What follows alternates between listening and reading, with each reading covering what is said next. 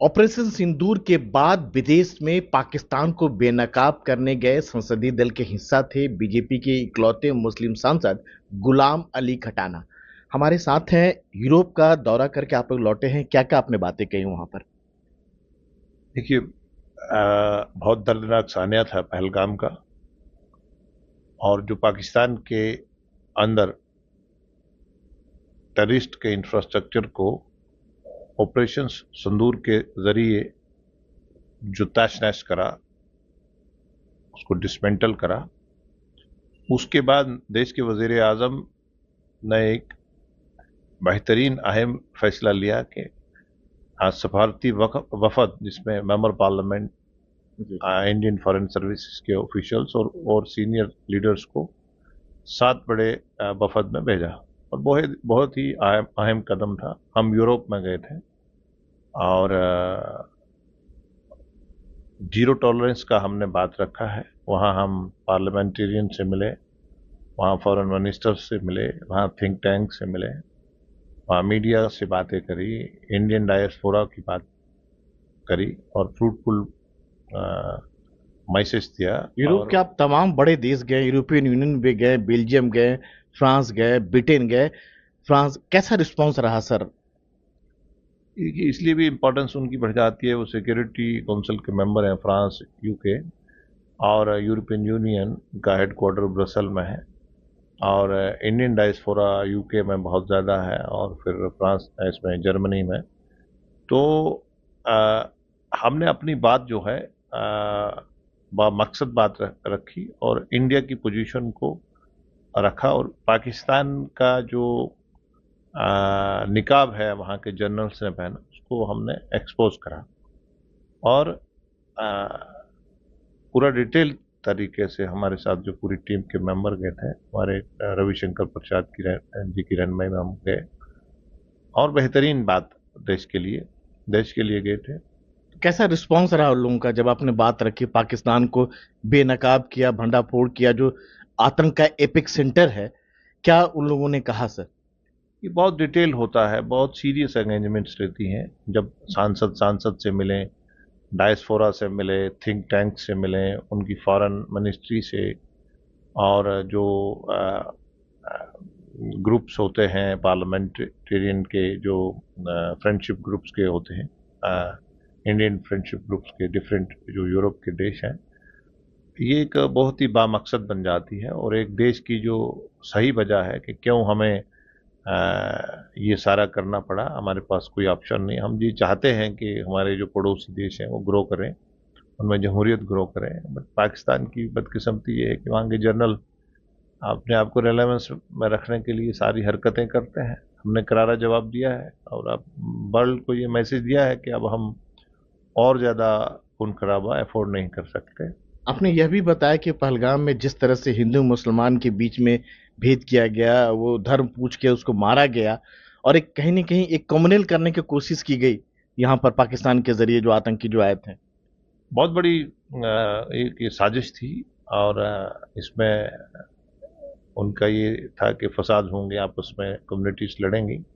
लेकिन मैं home minister साहब को, देश के वजीर आजम को और कश्मीर के लोगों को और कश्मीर की सभी डाइवर्सिटीज़ को मुबारकबाद दूंगा कि उन्होंने संयम रखा और आपस में शैतान के इस चाल को कामयाब नहीं होने दिया। पाकिस्तान भी एक अपना डेलीगेशन लेके गया था, और खास तौर से बिलावल भुट्टो कह रहे थे कि हिंदुस्तान में मुसलमानों का जुल्म होता है, ये होता है, वो इस तरह की बातें कह रहे थे। उनको पहले ग्रेवा में झांकना चाहिए। वो क्या कर रहे हैं बलूचिस्तान में, सिंध में क्या कर रहे हैं, उनकी जमहूरियत का क्या हाल है। जो पाकिस्तान में प्राइम मिनिस्टर जीते थे वो कहाँ है? तो वहाँ तो जनरलों का हुकूमत है, वो तो एक पपेट टाइप की वो है। तो जिन जिन देशों देशों के हैं, चाहे फ्रांस की बात करें, ब्रिटेन की बात करें, बेल्जियम की बात करें, जर्मनी की बात करें, तो क्या वो जो भारत की जो नीति है आतंकवाद के जीरो टॉलरेंस की बात, पूर्ण सहमत देखिए आतंकवाद के मुद्दे को लेकर? नहीं, वो ये समझते हैं कि भारत ने जो अजियत वाला ही करा है, जो डिसमेंटल करा है, और हमने रिस्पॉन्ड में करा है। और हम एक मेच्योर देश हैं, पाकिस्तान की तरह नहीं। हम एक रिस्पॉन्सिबल जिम्मेदार देश हैं। और हमने अपना जो न्यूक्लियर कैपेबिलिटी है, फर्स्ट यूज हम कभी नहीं करेंगे। और हम रिस्पॉन्ड नहीं करते हैं और पाकिस्तान ने मुंह की खानी पड़ी है। कई वारें हमने देखी हैं। हमने ये बताया 40,000 से ज़्यादा जो हमारे कश्मीर के लोग हैं, कब्रिस्तानें भरी गई हैं, यतीम बच्चे हैं। और पाकिस्तान को एक और तकलीफ हो जाती है कि वहाँ लोगों ने जमहूरियत पे जम्मू कश्मीर में बिलीव करना शुरू कर लिया। बहुत बड़ी पार्टिसिपेशन में लोग आए और एक भी प्रॉब्लम ये होगी, एक भी पोलिंग बूथ से रेगिंग का कंप्लेन नहीं आया। और उससे G20 का वहाँ होल्ड करना, इंफ्रास्ट्रक्चर में बूम आना, रेलवे का कल ही हाईएस्ट ब्रिज का 6 तारीख को प्राइम मिनिस्टर साहब ने उद्घाटन कराया। कहीं न कहीं आपके लोग जो डेलीगेशन दुनिया भर में आप लोग गए, 35 से ज़्यादा देशों में गए, तो पाकिस्तान का जो चेहरा जो था, एक सच्चाई का जो चेहरा था वो सामने आया और काफ़ी हद तक ये कह सकते हैं कि भारत की नज़रिए से दुनिया उसको देख रही है। नहीं, बहुत सारी गलतफहमियां होती हैं, वो ज़्यादा प्रोपोगंडा करते हैं।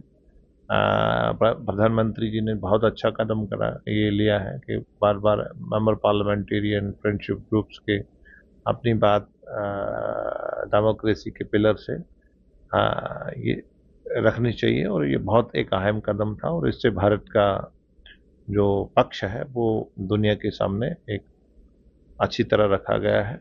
और पाकिस्तान जो बार-बार कहता है कि भारत में मुसलमानों का ज़ुल्म होता है, उसे दोयम दर्जा का समझा जाता है, जबकि पाकिस्तान से कहीं ज़्यादा मुस्लिम पॉपुलेशन हिंदुस्तान में है। हमें पाकिस्तान से कोई इंस्पिरेशन लेने की ज़रूरत नहीं है। पाकिस्तान ने जो भी काम करा है वो एंटी इस्लामिक है। प्रॉफेट मोहम्मद सल्लल्लाहु अलैहि वसल्लम की सेइंग है कि अगर आप एक इनोसेंट सिविलियन को, नागरिक को किल करते हैं तो मीन्स आपने इंसानियत का कत्ल करा है। और पाकिस्तान के जनरल जो करते हैं ये दरिंदगी है, ये कहीं दूर दूर तक। और पाकिस्तान ने इस्लाम के नाम को बहुत डैमेज करा है। इस्लाम पीस सिखाता है, मतलब हारमोनी सिखाता है।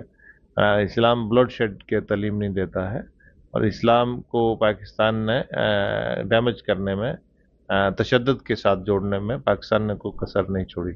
उधर विदेश में आप लोग भारत का पक्ष मजबूती से रख रहे थे। ऑपरेशन सिंदूर और पहलगाम में जो आतंकी हमला हुआ, इधर देश में जो है कई तरह की बातें, राजनीति हो रही थी, खासकर विपक्ष द्वारा नरेंद्र सरेंडर और क्या क्या कई तरह की चीजें कही जा रही थी। अब जब लोग जब किसी को निकाल देते हैं तो फिर फ्रस्ट्रेशन में बहुत सारी बातें निकलती हैं, लोग करते हैं बात।